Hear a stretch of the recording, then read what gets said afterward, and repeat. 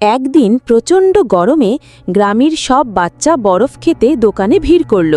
কিন্তু হঠাৎ দোকানদার কাকা চিৎকার করে উঠল, দোকানদার, আরে বরফ কোথায় গেল? কেউ পুরো ফ্রিজটাই খালি করে ফেলেছে। একজন শিশু, কেউ ভূতুভূত হলে? টিনা ছিল খুব সাহসী। সে বলল, আমি ভূতের খোঁজে যাব। ভূত যদি বরফ খায় তাহলে আমি ধরে ফেলব। রাতে টিনা ফ্রিজের পাশে লুকিয়ে থাকল, হাতে একটা মিনি ক্যামেরা আর বরফের কাপ। ঠিক তখনই ফ্রিজ খুলে এক সাদা সাদা ছায়া ঢুকে গেল ভিতরে।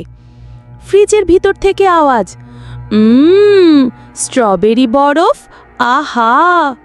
টিনা চোখ বড় করে বলল, ভূত তো বরফ খায়, ভূ হু হু হু ভূত! টিনা এক ঝটকায় ফ্রিজের দরজা খুলে দিল। ভেতরে কে ছিল জানো? একটা ছোট্ট পেঙ্গুইন। সে গায়ে সাদা কাপড় জড়িয়ে ভূতের মতো লুকিয়ে বরফ খাচ্ছিল। পেঙ্গুইন মজার কণ্ঠে বলল, আমি ভূত না, আমি তো বরফ প্রেমী পেঙ্গুইন। পরদিন গ্রামের সবাই মিলে বরফ উৎসব করল। সব বাচ্চা আর পেঙ্গুইন মিলে খেলল, নাচল আর বরফ খেলো। তোমাদের কি বরফ খেতে ভালো লাগে?